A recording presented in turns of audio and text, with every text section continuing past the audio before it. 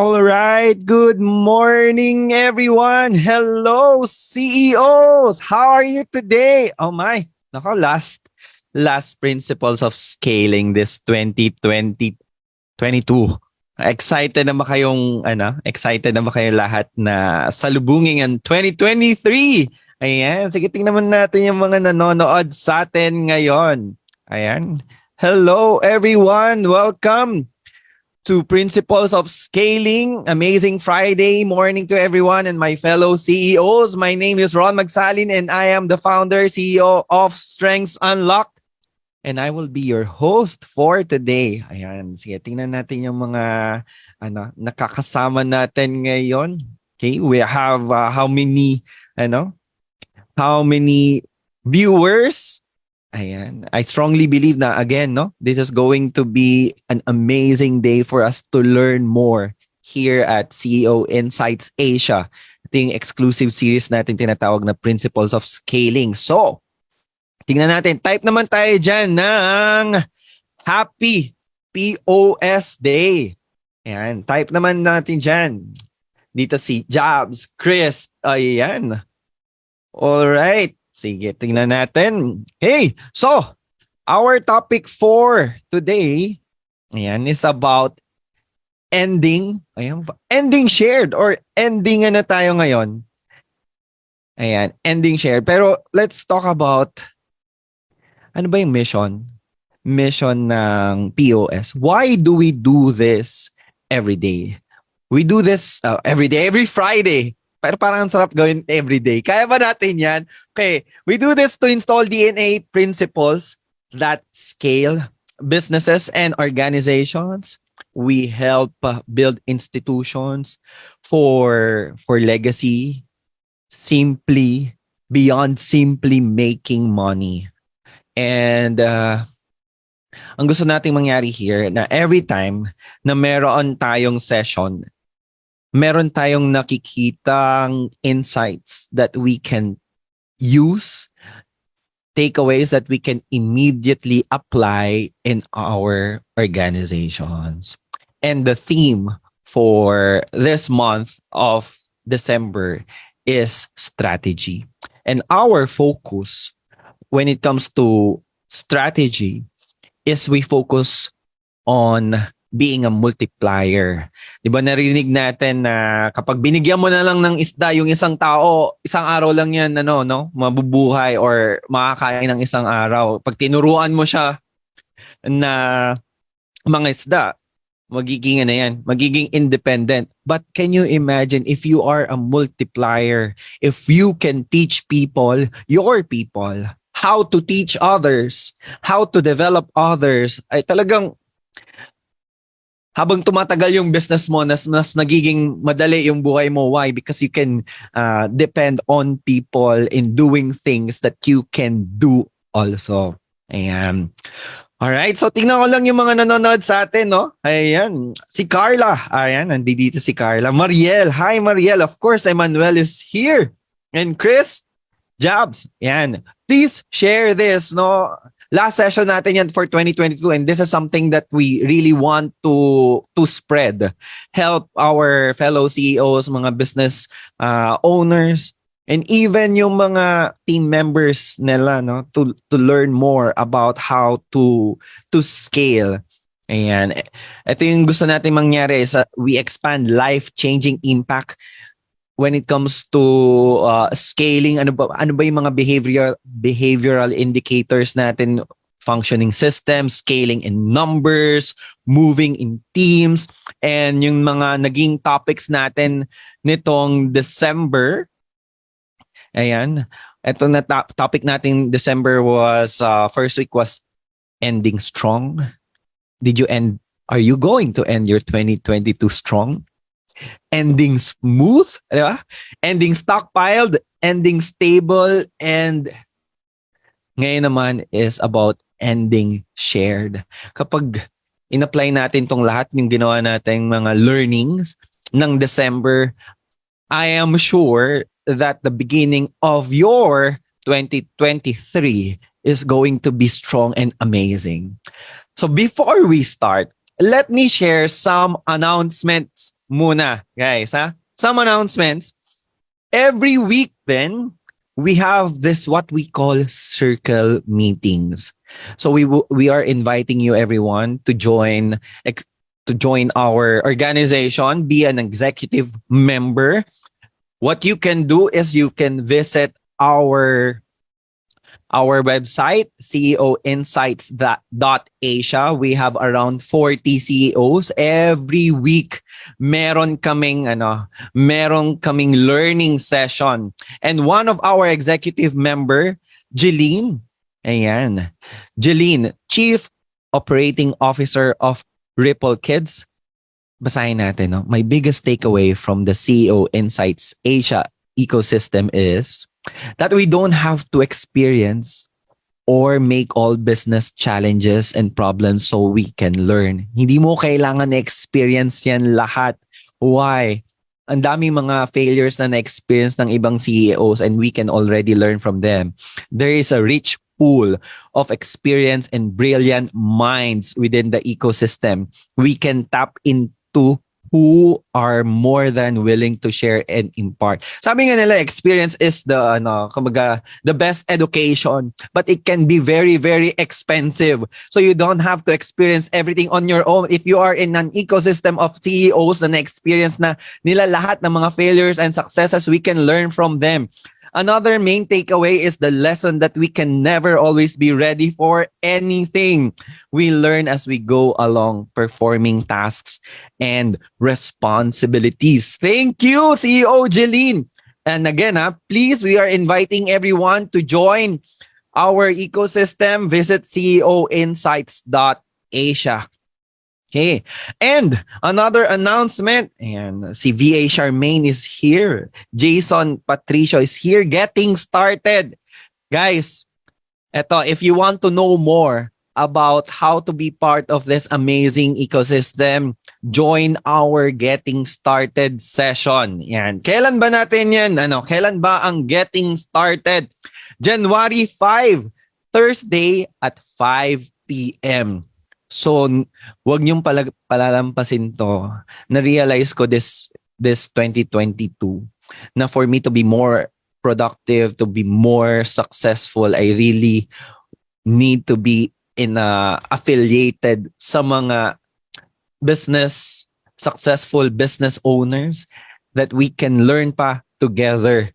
Ayan. So, if you want to know more, definitely you want to know more, join Getting Started this 2023. Simula first week, no? January 5. All right. So, introduce na natin ang ating faculty for today. F-A-H. Ayan, no? Ending shared. Okay, our faculty for today is a catalyst. Hindi na yan nagpapatumpik-tumpik pa, ma-activate ka talaga niyan. He naturally knows how to turn ideas into actions. Hindi pwedeng isip lang ng isip. He can make things happen. His energy, nakakahawa, contagious, and engaging.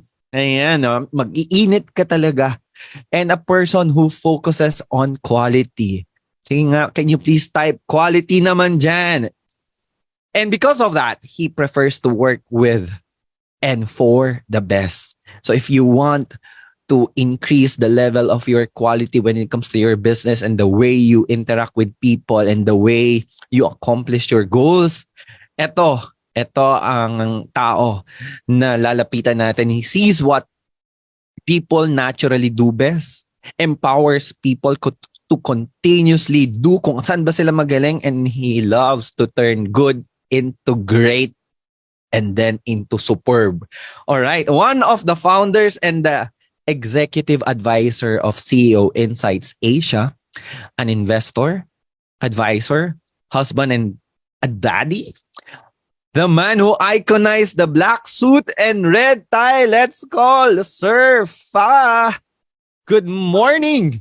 All right. Happy New Year. Happy New Year, Coach Ron. Happy New Year, amazing everyone sa nanonood sa atin. Thank you, Coach Ron, for that introduction. Mag-iinit ka talaga pagkausap mo ko dahil lagi tayong high blood. Ayun. All right. Thank you, Coach Ron, for that wonderful introduction.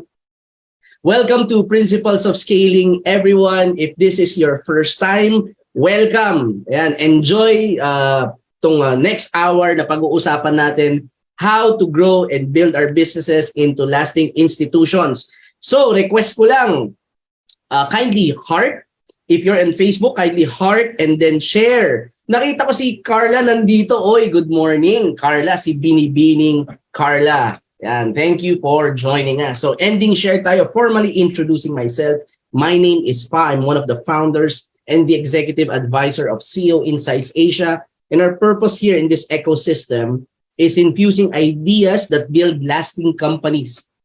So, every Friday, paulit-ulit natin sinasabi to na nandito tayo, paano matuto. Okay, para pag-aralan at paano matuto, paano ba natin i-build yung mga companies natin into something na pwede nating ipasa. Hindi tayo built to exit, hindi tayo built to flop. After 1 month, 2 months, wala na yung negosyo, hindi ganon. We're learning how to build it into a lasting institution. Yan. So, this past few weeks, medyo busy tayo lahat, di ba? Ang dami nangyayari. It's a holiday today, but dito sa POS, what's holiday? What is holiday? Ayan, di uso sa atin yan. So we do this every Friday at 10 a.m.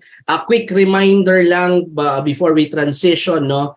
We do getting started. Again, to remind everyone that on Thursday, January 5, these are for people, anyone, whether you're CEO or you're freelance or you're starting your business, doesn't really matter. You're a teammate. You want to learn more about CEO Circles, about CEOInsight Asia, kindly sign up to our Getting Started. It's on January 5. Magandang umpisahan ng taon na you are connected with people who help you become better. So kindly join our Getting Started meeting. Nandyan, may sign up dyan. Follow the instructions. Sa huli, merong Viber na ite-text. Pag hindi kayo nag-text, pala kayo. Ganun lang kasimple yun. Alright. At dahil dyan sa Getting Started, yung mga ang dami nag-sign up, hindi naman nagte-text, so na high blood ako. Kaya buti na lang, dumating na ang aking branding. Ayun pala yun, may plug. So meron na akong product line, di ba? Influencer. Ayan, so in partnership with Cacao Mystery, meron na tayong intensive. Yan, and it has been formulated specifically for my palates. Ayan, di ba? Para sa akin talaga yan, and I love this formulation na ginawa ng ating resident chemist si Mel ng Cacao Mystery, the CEO of Cacao Mystery and founder. Ayan, so available yan sa Shopee, Lazada.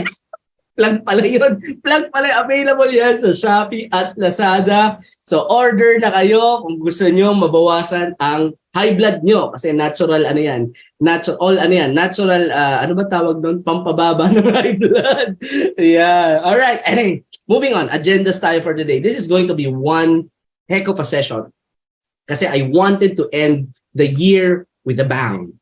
So medyo matindi ang pag-uusapan natin ngayon. We're going to talk about frameworks, we're going to talk about mental models, and so on. Right? So conversation starter tayo. Nandito si Rika from Speedway Shipping. She will be answering that question, and then we'll do mental models and frameworks. We'll talk about the 5 lessons about change. Kasi syempre, New Year na eh. New Year's resolution. Diba? Medyo time nito. Iba din pag may hot cacao. Sabi ni Chris. Ayan. So, since we're going to transition to a new year, let's talk about change. Okay, some observations I found or discovered while going through this material. We'll define what mental model means. We'll talk about how to shift or how to change mental models or how to change, how does a person really change? Diba? And then we'll talk about from mental models movements, and then we'll get practical. So, if ready na kayo to listen to the 45 minutes of intensive CEO leadership education, kindly chat down Happy New Year CEO dyan sa Facebook na nanonood at dito. And then represent your company. Happy New Year CEO from what's your company para ma-shout out naman natin dyan at may interaction tayo. Happy New Year CEOs from Speedway Shipping Services, sabi ni Rika. Happy New Year CEO, sabi ni Chris from Reach. Yan. Happy New Year daw from Some Enterprises, sabi ni Jobs. Happy New Year CEOs from Comisen. Ito naman si Chris, ang dami. Kasi ang dami ginagawa na ito ni Chris. May MN Starnet yan, may Reach yan, may Belly Good yan, may Incubate yan. Oy, sorry, may nabanggit ako. Ayan. So, sabi ni Charmaine, Happy New Year from Rich at saka si Leonard. Okay. So, yung iba, si S kasi, si Rachel, magkasama na kami niyang kahapon. Tapos yung ating resident AFAM na si Alex Cooper from S kasi. Oy, si RD. Hello. Ayan, isa sa executive council natin yan dito from WeTrade. Ayan, si Darwin, si Carla, Whitney Jobs. Ayan, diba? Okay, so moving on na tayo. Let's talk about ending shared. Ayan, conversation starter. I think si Rika can unmute na. Ito yung question. Tapos, para may engagement naman tayo dito rin sa Facebook, pakisagot naman, ano ba ang biggest change na gusto mong mangyari this 2023? Ayan. So, habang sinasagot ni Rika, kindly chat down the changes that you want to see for 2023. Rika, floor is yours, ma'am. Ayan, pwede ka na mag-unmute. Ayan. Go, ma'am. Good morning, everyone, my dear CEOs and fellow leaders. What biggest change do I want to happen in 2023? So, Sir Fan, nung nabasa ko tong question na to, I was taken aback a bit.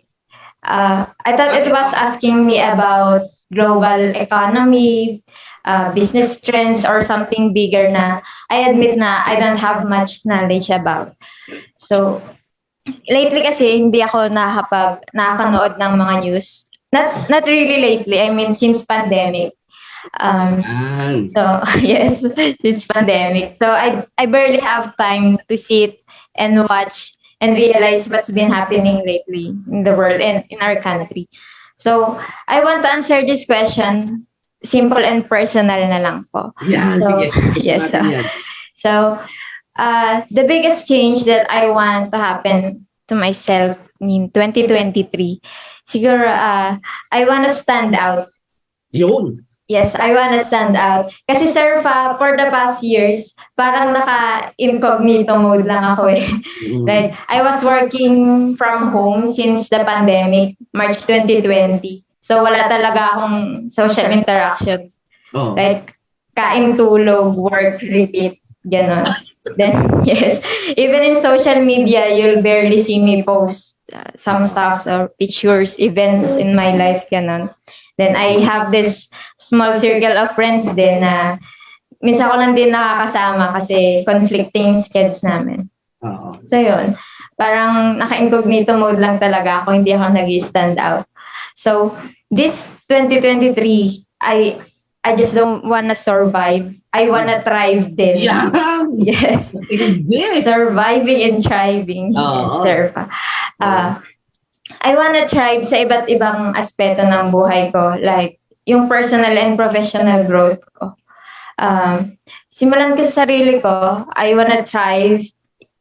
Siguro ipa-prioritize ko yung health ko. Physical and mental health is sobrang importante. I will work on that. Then, I'll eat more healthy foods, get more sleep, go out, travel, and start saving na rin. Kasi Yeah, I'm getting old. mag-save Yes. tayo, mag-save tayo. Opo. Then, sa professional growth ko, Surfa, bala ko mag-marathon ng POS eh. Kasi kadyo-join ka lang din dito. Siguro mga 2 to 3 sessions pa lang na-attendan ko. Then, read more books for enlightenment and more insights.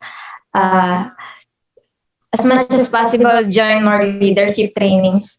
Okay. Then, get religiously attend my circle meetings. Yeah. Ano pa ba? Maging more involved sa decision making ng company since I'm the newly appointed operations manager ng shipping services. Yes. So, yun, I know it's a lot. It's no easy task. But I want to be positive and excited sa mga magiging changes this 2023. That would be all, Surfa. Thank you so much, Rika, Speedway Services. Oy, congrats din sa sa iyong promotion na. Congrats ko na rin yung isa dyan na nasa seller sub. Director na yan. In-announce ko na.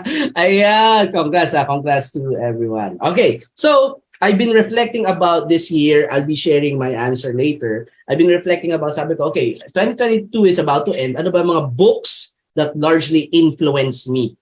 And I've been mentioning about this is, I believe, January, The Minimalist Entrepreneur by Sahil Lavinia. If you want to be profitable from day one, basahin nyo to. Right. The second is Zero to Sold by Arvid Kahl. Okay, this I learned about the perfect customer and the 4 stages of startup that help a lot of people. Ayan, dito ko nakuha yun, no. And then the last one, I've been ruminating about it. I've been learning about this the past 2 months. Ito yung book na talagang nag-absorb sa akin the past 2 months, and the title is Change, right? And 95% of the content of this session is an integration of my experiences, my reflection, and the lessons I learned from Change. So we married what the book says. I reflected on it. Binangga ko siya sa experiences ko working with different companies, building CEOInsight Asia. And this is the material that we came up with. And I've been talking about this for like the past 2 months. Rinding na nga sa akin yung mga circle multipliers natin. At saka si Chris at saka si Mel. Ayan, uy, si Joaquim, si Kuya Jay, nanonood sa atin. Ayan. Sige, so let's talk about mental models and frameworks. Right? Ano ba to? Okay? So here's the thing. We talk about change, what we want to happen in 2023. Basically, we want results. Whether it's your personal life, yan, yung sinabi ni Rika, and then professional life. If you're a CEO, you're a business person, you have certain results you want to accomplish in 2023. Now, for us to be able to achieve those results, obviously, we need to take actions. Kailangan may gagawin tayo, or what we call the behaviors, because our behaviors, our actions create the result. What is insanity? Diba? Insanity is doing the same thing over and over again and expecting different results. No. If we want to change the result, we need to change our actions. Please type, yes, I, if you can relate. Tama ba? Kung gusto nating magbago yung resulta na nakukuha natin, kailangan meron tayong baguhin sa mga ginagawa natin. Yes, di ba? Galit, relax lang. There. So we need to change our actions and behaviors. Now, question, bakit ba tayo ganito mag-act? Bakit ba tayo ganito mag-behave? Right? Yes, good morning, kala ko goosebumps. Okay, it's because of our mindset. Okay, our mindset, our mentality, or what we call the mental model, or you call it the theoretical framework, these are just psychological terms, or the belief system. The belief system dictates kung anong gagawin natin, at kung anong gagawin natin creates the results that we want. Yes? Right? So it is what we believe, it dictates how we behave, and how we behave creates the results. So if we want to change the result, ang first mistake is we change the behavior. Okay lang yon. But the mistake is, hindi siya naglalast ng matagal. Di ba? Pansin niyo yan, nagbago ng 1 week, 2 weeks, 3 months, pero ganun pa rin. Why? Because it did not impact the root, which is the mental model or the belief system or the framework. So, if we want to change the result, we have to change the way we think. Okay, so let's pause muna. With me, di pa ako na-high blood, sumipa ka agad yung, yung viewership natin. Okay, so let's talk about, sabi ni Hazel, agree. Okay, these are the 5 observations about change I've observed, right? When it comes to change, ito, number 1, if you want to change a result, it requires change in behaviors. You want a different result? Change something that you do. Next, change is fast and easy. Sustained change is slow and difficult. Madaling magbago. Ang tawag doon, behavior modification. Lagay ka lang ng rules. Minsan nga, hindi pa nasusunod yung rules, di ba? So you create rules, the behaviors change. But if you want to sustain that change, it's a bit more slower and difficult. And that's what we're doing at CEOInsight Asia. Kaya dito, initalo. Pag nagmamadali, pag nagmamadali masyado rito, let's tayo, right? So the third one, we either choose to change or are forced to change. Yan. Dito sa ecosystem natin, we're proactive. We change before we have to. We actually create change instead of change creating or the change transforming or changing us. We create change. Proactive tayo. Ang problema, majority of the Filipinos, if not almost all, ay reactive to change. Example, bahala na si Batman. Ayan, yun mga diskarte natin. Bahala na si Batman. Kung ano dumating, come what may. And that's why there are some who do, they don't last in this ecosystem kasi nagugulat na bakit ganon. Grabe ang transformation dito. Ang bilis ng pacing. Because we are very proactive in change. We dictate how to change instead of change forcing us. So that's one observation na napansin ko. Now, here's the fourth one. This is hard for me to accept.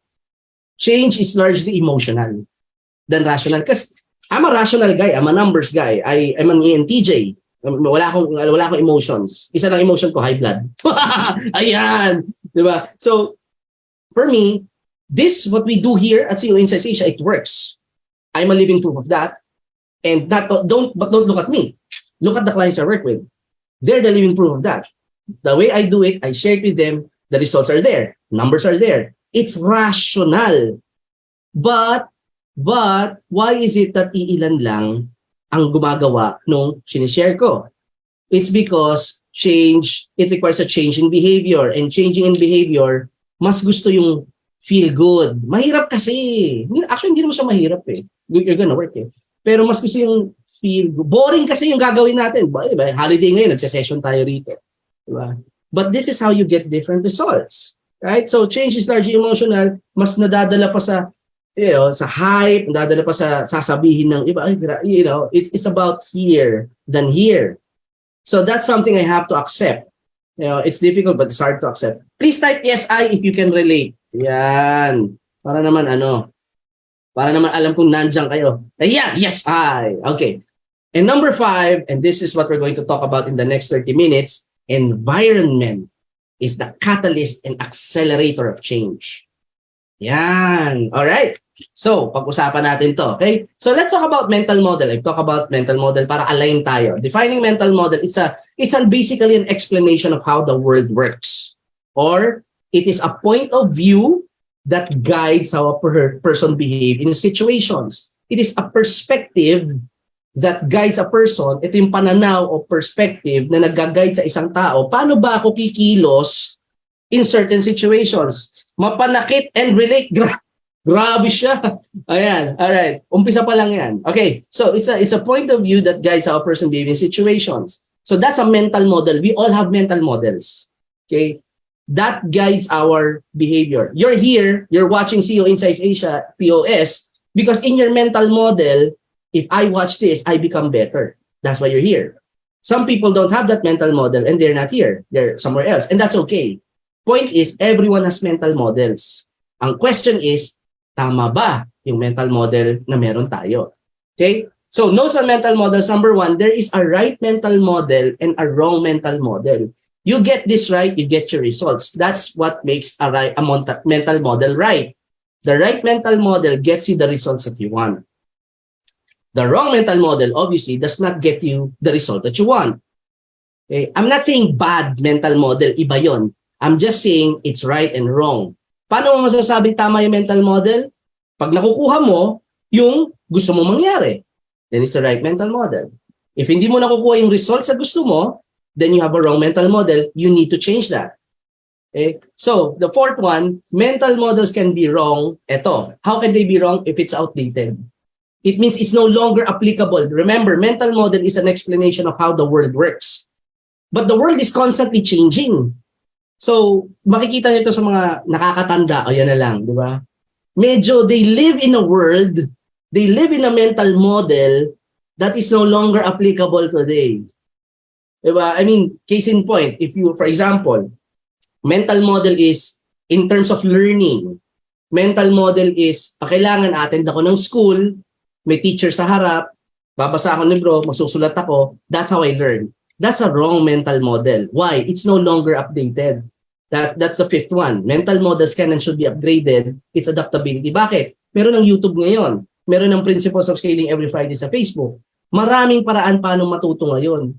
So yung mental model na para matuto lang, mental model in learning na para matuto lang, kailangan ko umattend ng school, kailangan kong may teacher sa harap, magtuturo sa akin, kailangan isusulat niya sa board, isusulat ko. It's no longer updated. Please type, yes, I, if you can relate to what I'm saying. Ayan. Di ba? Para may engagement tayo. Sige nga. Ayan. Yes, I. Alright. Sige. So, case study. I have a mental model when it comes to family para mas makarelate tayo. Okay? Case study on mental model about family. I grew up westernized. So, ibig sabihin, around late 80s, all of my uncles are they're US citizen. Nasa US na sila. They migrated. So ako, lumaki ko na walang masyadong po at opo. Kasi yun yung mental model na kinalakihan ko. Yun yung naipasa sa akin. Yun yung na-install sa akin when I was growing up. Wala akong po at opo. Wala kaming kuya ate.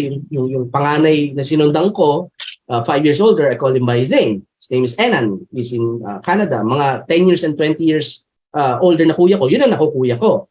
But anyone medyo close, hindi yung range ng age namin, I wasn't trained to call them kuya. Hindi yung mental model na na-install sa akin. I call my cousins Juju, I call my cousin, oy Juju, Migs, and so on. Right? So ganun ako. And my dad taught me about voicing out my opinion. If I'm talking to adults, ang sabi niya, you adjust. Don't be a boy, be a man. So, sa conversation, kaya pwede mo akong ibato, nung bata ako, pwede mo akong ibato sa usapan ng matatanda kasi nakaka-adapt ako. That's the mental model that I grew up in. So, yun when it comes to family, that's how you operate. Napangasawa ko ngayon, si Tidoy, which came from this province, this laid-back town. Ang mental model nila sa family is the elders are always right. Ayan! Hindi yan they have the last say, and when I grew up, mental model ko as a westernized person is kain ka, load ka TV, that's that. Here the mental model is kain tayo together, diba? You have to family very very rich ang tradition ng napangasawa ko yung family tradition, very tight knit. So when we got married and we moved here, natuto ako na magmano. Hindi ako nagmamano, natuto ako nun. Natuto ako magpo. Ayan. And natuto akong manahimik kapag nagsasalita na yung mga elders. Because that's the mental model. Yung tipong you know you're right and sasabihin they're sort of different and they would say, ay, pag sumagot ka, ay, sumasagot ka na sa nakakatanda. So, you just don't say that. Am I making sense? Please type relate if you can relate with me. So the point is, I have two different mental models when it comes to different situation. Pag nasa Manila ako, ayan, relate. Diba? Pag nasa Manila ako, mental model ko, ito. Pag nandito ako, okay, family mental model ito. Ayan, si Alay, nakaka-relate si Alay. So that's mental model, okay? It guides how we behave in certain situations. Pag may kliyente kong kausap, iba ang mental model ko. So that's how we operate. All right. So, now ano bang function nitong mental model na to? Why are we talking about this? Okay. What's its function? Basically, it simplifies the world. Because right now, billions of information ang pumapasok sa isip nyo. And remember, last session, we talked about the brain as an energy hog. Malakas mag-consume ng energy ang brain, mabilis itong mapagod. So, hindi niya kayang i-process yung billions of information right at this second na pumapasok sa inyo. Pumapasok sa atin. So, ang ginagawa niya, the brain creates mental model that shortcuts or automates decision making. So, whenever you see someone, sisipa yung mental model, magdidictate yan, is this a friend or is this a foe?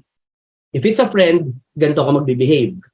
If it's a foe, ganito ka magbibehave. That's what the mental model does. It simplifies.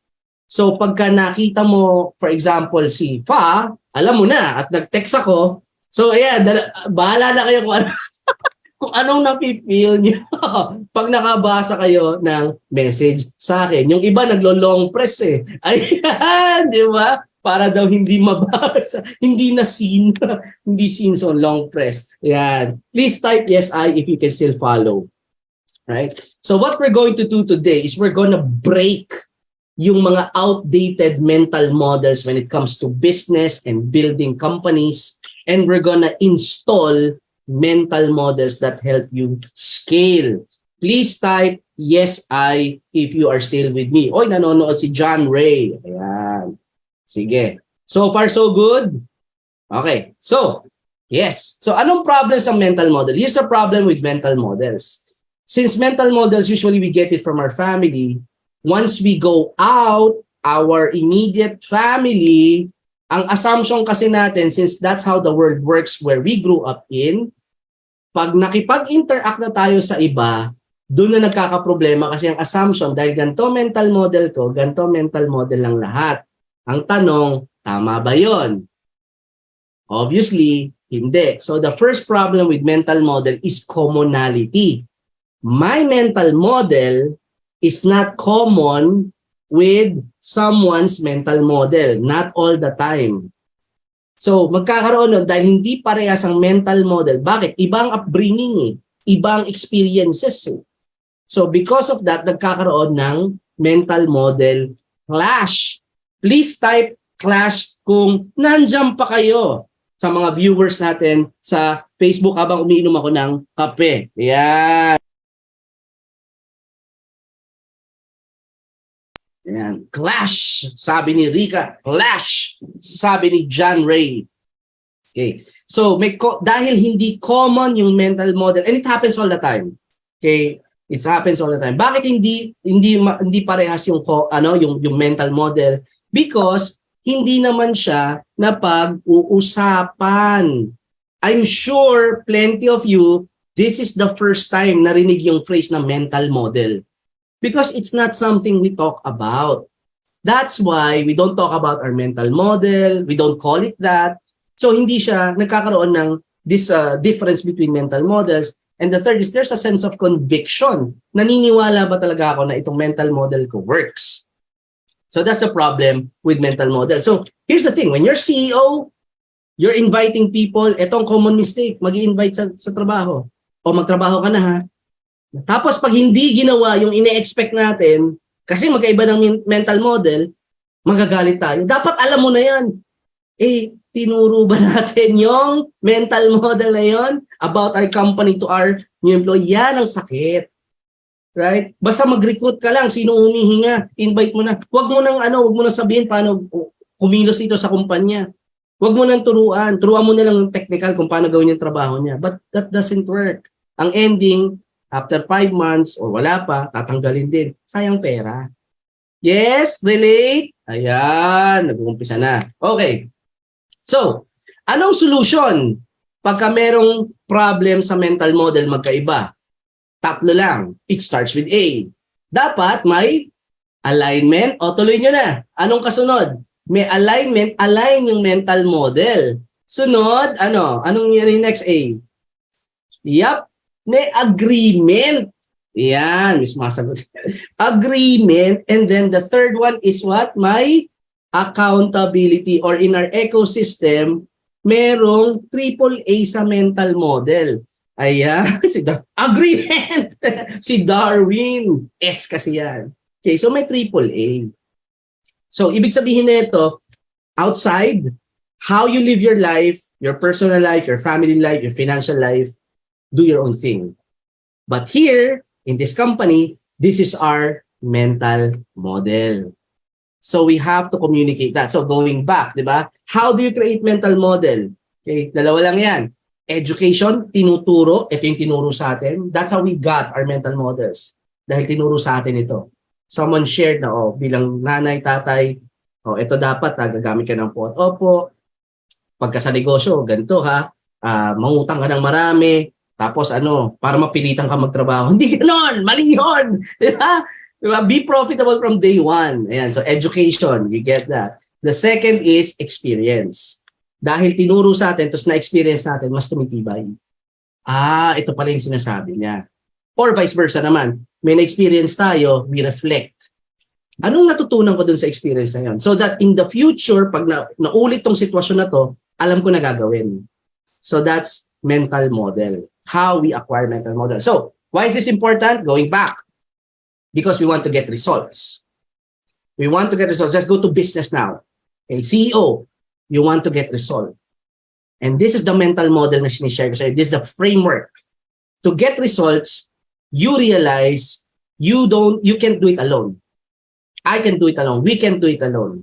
That's the fastest way to burn out if you try to do everything on your own. So you need people who will help you achieve the result. For them, so you hire people. We hire people and we expect them to collaborate because kung hindi sila magtatrabaho, hindi sila magkakaroon ng collaboration, hindi ma-achieve yung result. Now, for them to collaborate, they need to be able to communicate with one another. Mahirap mag-collaborate ang hindi kayo nag-uusap. Para makapag-usap, kailangan common yung language. Iisang language natin. At kaya iisa yung language natin kasi iisa yung company mental model natin. Tanong, paano magkakaroon ng iisang company mental model ang mga teammates natin? It's the CEO's job. It's your job. It's my job to infuse and install the company mental model. Kaya ang DNA Monday, hindi yan boring, hindi yan arte. Okay? Or some people say DNA Monday, performance scorecard, circles. Attend tayo, gawa tayo ng mga learning university. Gawa tayo nun kasi it's cool.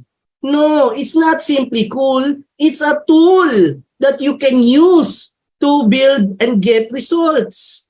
Yes, please type, it's a tool. Yan. Diba? Pinaghirapan kong anuhin yun, ha? Buuin yung phrase na yun. Really, some people, nag-DNA Monday sila. DNA Monday din tayo. No, it's not simply just cool, kaya kami ganon. No, it's your tool to get the results. Yes, Ayan, di ba? Or in our parlance, it's the CEO's job to communicate the codified DNA. So, the people have common language, they can communicate, they can collaborate, they can get the results. That's why CEO, yan ang trabaho niya is to make sure that the DNA is alive. Right? Ayan. Yes, Okay, so now, question, how do you shift or how do you change mental models? Diba? Kasi kaya pag onboard niyan, bago pa nga lang if you're working with me and you're part of CEOInsight Asia, alam nyo na bago pa mag-onboard yan, nag-a-apply pa lang yan, binibigay na natin yung DNA book para alam nila na, ito pala yung pinapasok ko.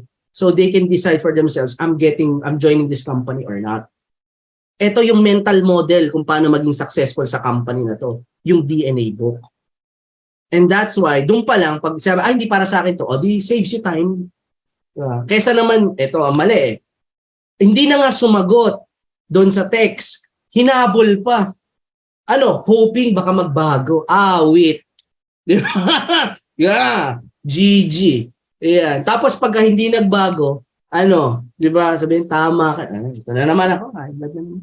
Kasi ba, okay, how do you shift mental models? Ano ba yung kakao mystery ko?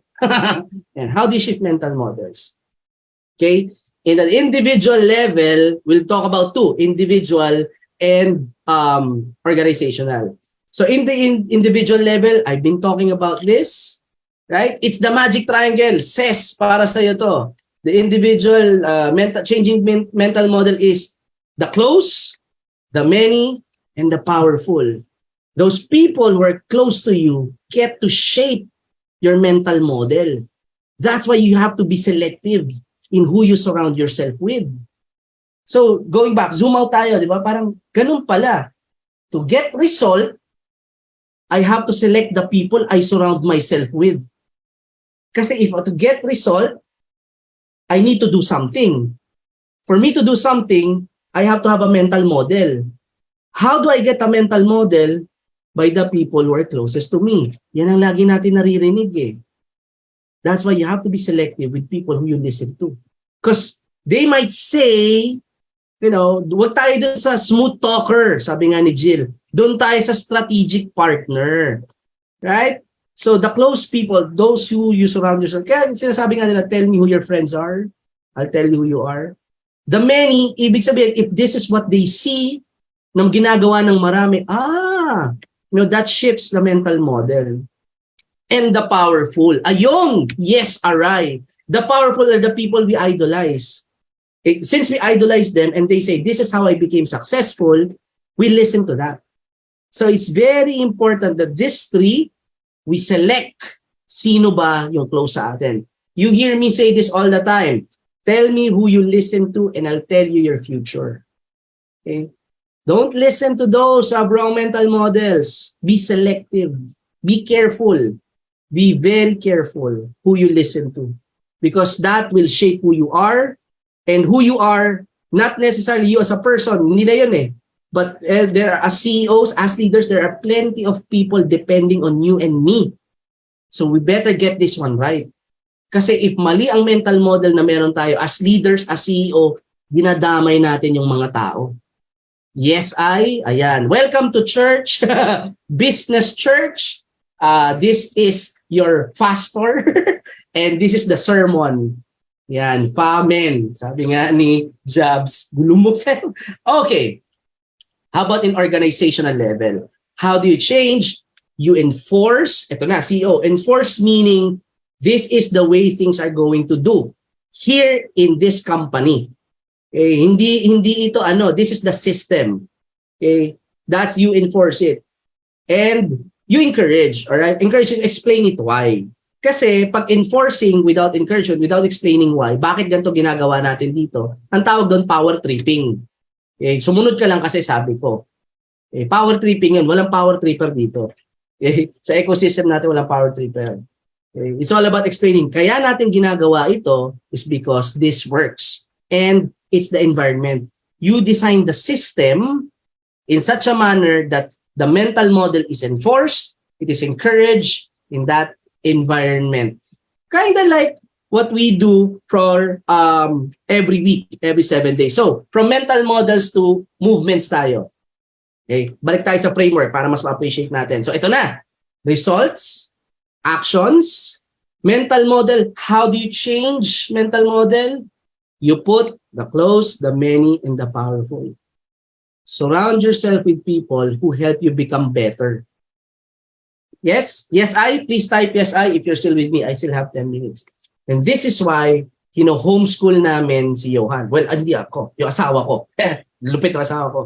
Because, children, fathers, mothers nito, mga parents, this is a principle, this is applicable. We homeschool our children kasi the close gets to influence their mental models. The many, Johan is surrounded by people who are, who have the same values as ours, and the powerful, yung mga father, mother, and so on.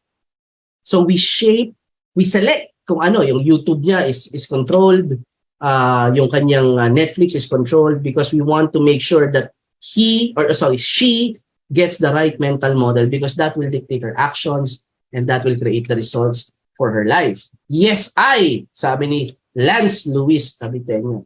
Ganun din sa organization. Think you as CEO, you're the father, you're the mother of the people you're entrusted with. So make sure that they get the mental model, your mental model, by enforcing, eto tayo rito.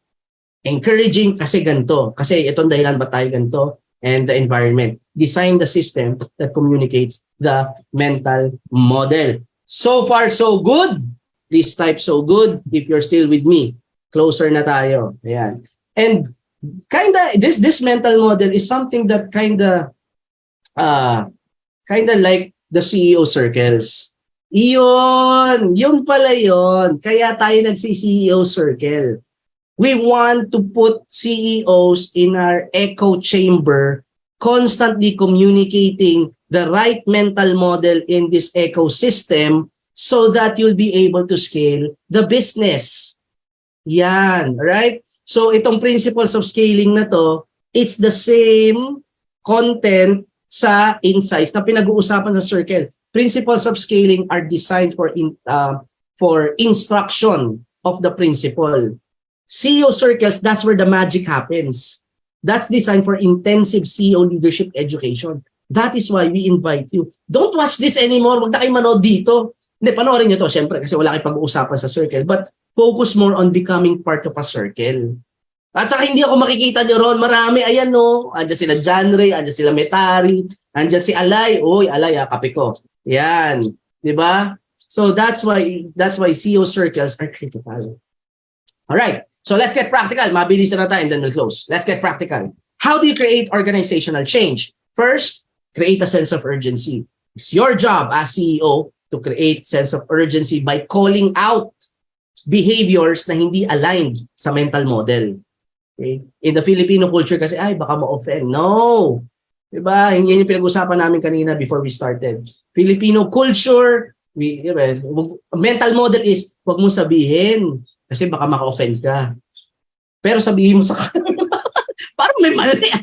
Parang pag sinabi mo sa katrabaho mo, masosolve niyo yung problema niya, parang may mali, di ba? Yan ang mental model ng Pinoy. Tayo, no, you create a sense, call out. If this is not the right, it's not aligned with the mental model, then say, this is not our mental model. This is not who we are. This is not our DNA. Call it out. The second, communicate or cast the vision. This is what we're trying to accomplish. This is the result. Communicate that. This is the mental model, how to achieve the result. Right? And last but not the least, challenge the people. Okay? No one will voluntarily sign up. Na trip na lang bira yon. So ask, and this is that challenge for you, CEO. That's why every Friday you get challenged. Because this is you against you. So challenge the company. This is our mental model. If you want it, become part of us. If you don't want it, we respect you. Moving on to the next one. So that's what we want in our company. So let's say create a sense of urgency, communicate the vision, communicate the DNA, cast it, and then challenge the company. This is what we're going to do. This is how we operate. This is our mental model.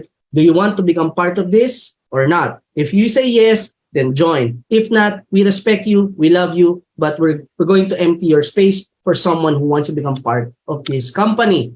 And that creates a sense of urgency, and that is a flywheel. Yes, I. Please type, yes, I, kung nandyan pa kayo. Yan. Closing na ako. Diba? Ayan. So, closing. This season, we talk about being a multiplier. Right? And it's a series break. And I wanted to take my own advice, diba, on how to install this. I want to see you all to see how we do this in action. So we're doing getting started every Thursday. It's not every Thursday, but we're opening it for now every Thursday. And one, I think si Janice yun, ng Arquesi asked me, why did you start CEOInsight Asia? And then isa lang sagot ko. It's because of one word, mediocrity. Just to give you a context of where I'm coming from, para mas ma-appreciate ko siya. I work in the corporate and then about 3 more. But one of the companies I work with, I got promoted 10 months into the job. The fastest promotion in the company history. No one before or since has accomplished that feat. I got regularized 6 months, 10 months I became a manager. A little bit down the road, the company came to me, doubled my salary. Hindi offered that. They doubled my salary because they wanted me to stay. Yeah. And I built a department, and the reason why they want me to stay is because I get stuff done. You know, when people are saying they're gonna do this, tapos ko na yon. And that's why they doubled my salary. They wanted me to stay. Now, for someone, syempre, ang gandang, I mean, that's a validation. And how do I get stuff done? I hold people accountable. You know, so paano? Just an example. For example, may purchasing kami. This is a story. Purchasing kami. Ganito yan. Sabihin ko, kailangan ko ng pens because we have customized pens for our training. Kailangan ko yung pen. Kailan mo ibibigay? Sasabihin sa akin ng purchasing, sabihin na, Friday. Okay, today is Friday, next Friday. Okay. Wala siyang maririnig sa akin. First, ganito pala. First, after nung conversation namin yun, may email ako. As discussed, we will receive the pen by Friday at this time. Ito yung amount. Naka-email doon sa kausap ko, naka-email yung boss niya. Tapos wala na siyang maririnig sa akin until Friday. People say I'm demanding. Sabi ko nga, I'm not demanding. Kasi, ang tinatanong ko lang naman, kung kailan mo bibigay sa akin. So pag bibigay mo sa akin yan, edi syempre hingin ko yan. Demanding ba yun? Di ba? So after pag Friday, wala pa yon, mag-i-email ako. Di ba? Naka-thread yon. Ito yung conversation natin. Follow up. A gentle follow up on my request. Usually, hindi yan sumasagot. The following day, i-escalate ko. I-email ko yung boss niya. Dear ganto. Ito yung thread. Read the thread. I was expecting pens here. Pag hindi sumagot yung boss niya, hangat yan. Hanggang sa vice president, hanggang sa CEO. That's how I get stuff done. I hold people accountable. I escalate. Here's the problem. The problem is, pag sa negosyo, CEO kausap ko, sumablay ng delivery. At alam ng mga e-com yan, di ba? Kasi ang bait ng mga ano natin ngayon. Pag may dependability ka as a business person, tapos hindi sila nag-deliver, kanino mo i-escalate? Siya na yung CEO. 'Di ba? So yun yung pinagdadaanan ko. Sabi ko, if I cannot depend on the quality of people I work with, and these are CEOs, then I'm gonna build an ecosystem where CEOs are excellent. Okay lang, extend ako konti, mga 5 minutes. 'Di ba? Ano naman tayo, New Year naman. Pa-New Year niyo na sa akin 'to. Ayan. So that's why we started CEOInsight Asia. And I was part of a Meta Community Accelerator. I think that was last year, and we were talking to different communities in Southeast Asia.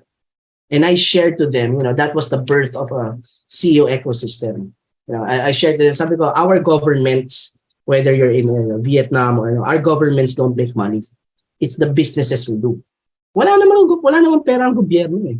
Kumukuha yun sa ating mga negosyo, sa ating mga tax. And sabi ko, if we want to have a vibrant country, yung business, yung magandang ekonomiya ng isang bansa, we must have a great business ecosystem. A vibrant business ecosystem. Yan, learning a lot, boss. Fantastic, sabi ni Carla. Now, to create a great business ecosystem, di ba? More businesses who are great, ganda ng ekonomiya ng isang bansa. For that to happen, you have to have great businesses. Puno dapat yun. Siyempre, how can you create a great ecosystem kung, di ba, sablay, incompetent yung mga businesses. So you have to have great businesses. To have great business, you have to have great CEOs. Cannot build a great company with an incompetent CEO. You have to have a great CEO.